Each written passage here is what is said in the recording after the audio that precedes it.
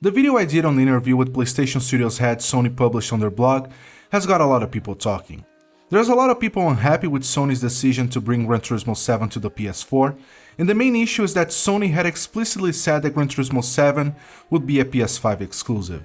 An industry insider said that the decision to bring the game to the PS4 is a recent one, but people are still unhappy. Judging by the comments I got on that video though, a lot of people seem to be missing the point when we say that releasing the game on the PS4 will severely hold it back. So with this video, I want to directly address some of the comments that stood out to me.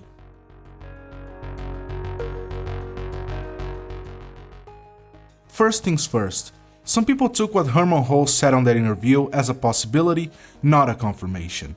And trust me when I say I want to be wrong here. I want to look back at these videos after the game comes out and go, yeah, I was wrong, but hey, we got a PS5 exclusive out of Gran Turismo 7.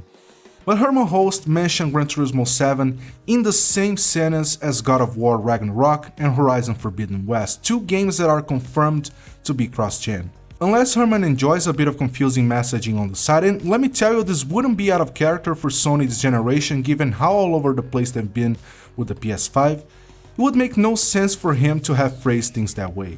So I would file this under wishful thinking, hoping that I'm wrong.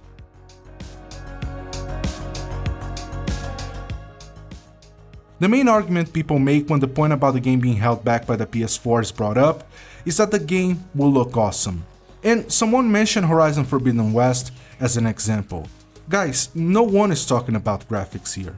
And to your point, Horizon Forbidden West has always been designed to be a cross-gen game, so much so that Sony announced the game would be coming to the PS4 as well last year. When you design games like that, there's no point to make about it making use of the PS5 hardware other than for making it look better. The game was designed to be limited by what the PS4 is able to run from the very beginning. However, that's not the case with Gran Turismo 7. According to Sony themselves, Gran Turismo 7 was always meant to be a game designed for the PS5 from the ground up. If their decision to make the game available on the PS4 as well as a recent one, as some people are corroborating, then that means Polyphony Digital will now have to pare back many aspects of the game so that it can run on the last-gen console, which will likely lead to yet another delay.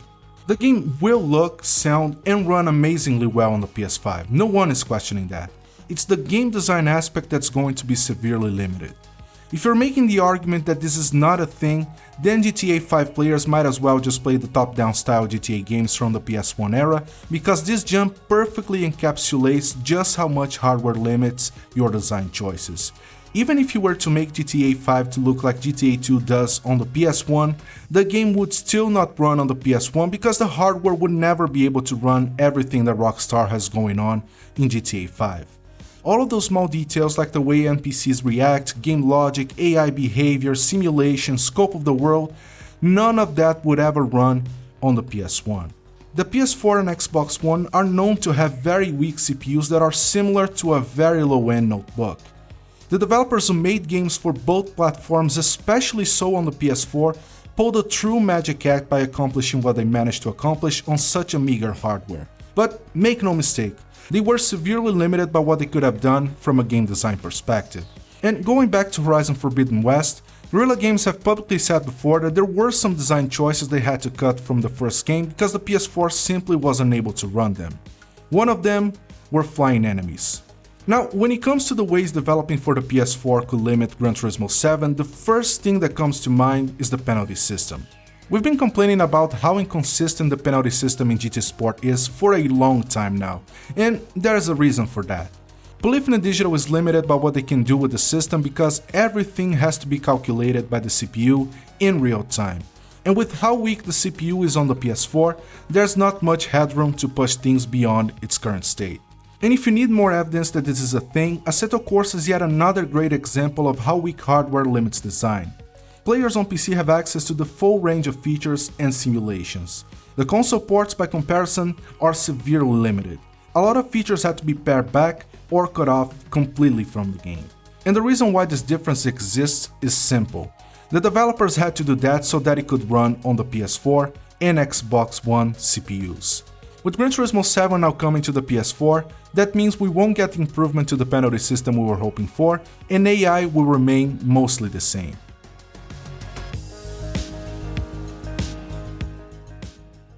Now, some people were arguing that Polyphony Digital may not offer crossplay between PS4 and PS5 on Gran Turismo 7, to which I respond with, under what man-made rock do you live? The reason why Sony even considered a port of Gran Turismo 7 for the PS4 in the first place was so that they didn't leave 110 million players behind. By supposedly splitting up the player base between platforms, they would essentially be going against this very decision, and by that point they might as well just make Gran Turismo 7 a PS5 exclusive again. It will offer crossplay, there's no question about that.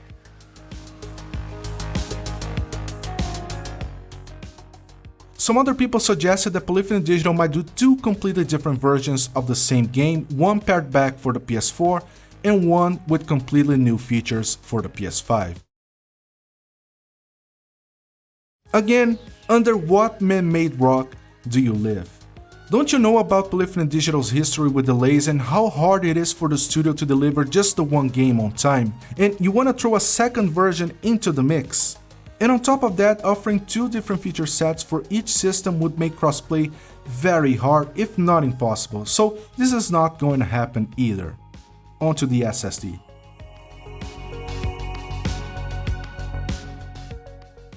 There's no question that the game will load faster on the PS5, as long as you're playing offline.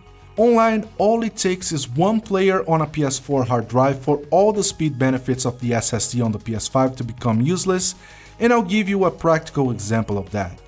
I've been playing Forza Horizon 4 on PC installed on an SSD from day one. It takes about 5 to 10 seconds to load a race, but I'm still waiting anywhere from 1 to 3 minutes to start an online race, regardless. If only one person on my lobby is running the game on an Xbox One hard drive, that means I'll still be waiting however long it takes for the game to load on their end before my race starts. All my SSD does is remove the loading screen quicker so that I can get stuck on the starting grid screen for what sometimes feel like forever. And I say that because if that person is playing on an aging hard drive, the load times can sometimes take up to 5 minutes, as I've experienced myself dozens of times over my 1200 hour plus playtime on that game. The same exact thing will happen with crossplay on Gran Turismo 7. That's just how it is. Now, keep in mind I'm not blaming anyone for playing on older hardware. I played games on the base Xbox One and PS4 for years, so I understand the other side of the equation very well.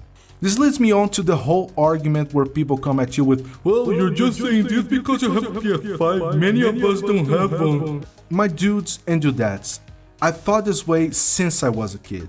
Long before I was able to afford to buy anything on my own and would have to wait sometimes 3 to 4 years to get the current console, I still thought that part of the excitement was reading up on all of the advancements and improvements that the latest exclusive brought to the table thanks to how much more capable the latest hardware is.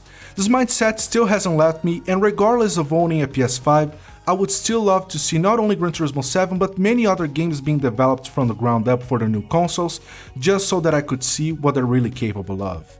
Of course, there's an argument to be made about being on the cross-gen period, but we've always got a bunch of exclusives only available on the latest console anyways. This current generation we got what? Demon's Souls, I think, Godfall, and over 6 months later, we're getting Ratchet & Clank Rift Apart. On the Xbox Series consoles is even worse. I can't think of a single next-gen exclusive on that platform.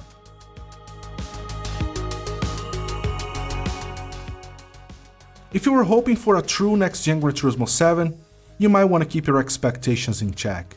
The way things are going, there's a good chance Gran Turismo 7 might be just an expanded Gran Turismo Sport, similar to the jump we used to get from a prologue game to a full-fledged number 1, content-wise. Other than that, graphics will look better, it will sound better, but I wouldn't expect much in the way of a difference in performance other than faster load times. Gran Turismo games have strived to reach 60 FPS for a long time now, and I wouldn't expect it to be different this time around just because it's still on the PS4. This is a very much business-driven decision aggravated by the scalping situation and the semiconductor shortage. It looks like we're gonna have to wait for Gran Turismo 8, hopefully coming out on the second half of the life of the PS5 if we're hoping for a true next-gen Gran Turismo game. Hit the like button, subscribe to the channel, and I'll talk to you on the next one. Bye.